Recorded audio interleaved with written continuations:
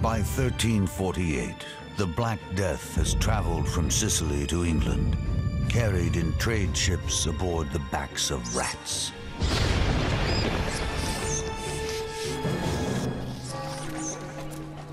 Already it has claimed the lives of millions. In every village, in every farm, the corpses pile up in staggering numbers, creating a new crisis: how to dispose of the dead. If you lose 10% of 95,000 people, think about that, that's 10,000 people. How do you bury 10,000 people that have been lost in a very short period of time? Where do you find the people to take them? Where do you find the people where do you find the carts to take them?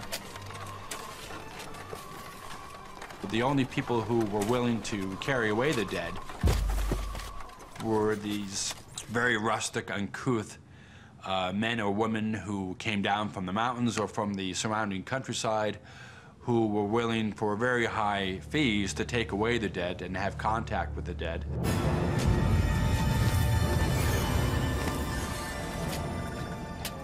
The smells must have been very difficult, and people tried to accommodate that by having fires and, having sweet smells around. They tried to cover up the smell of death. But you can only go so far with that. In 1349, graves must be found for nearly 300 people a day in London. The situation is even worse in Avignon. In one 6-week period, 11,000 people are buried in a single graveyard.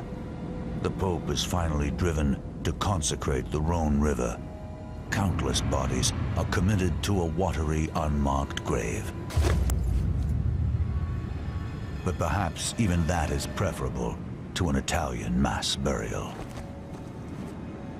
They were layered like layers of a lasagna. They would put the bottom layer, sprinkle a little dirt, a second layer, sprinkle a little dirt, third layer, sprinkle dirt.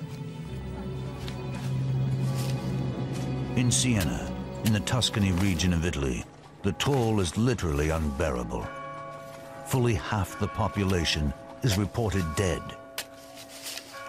Siena citizen Agnolo de Tora raises a lament that has lost none of its poignancy after 6.5 centuries.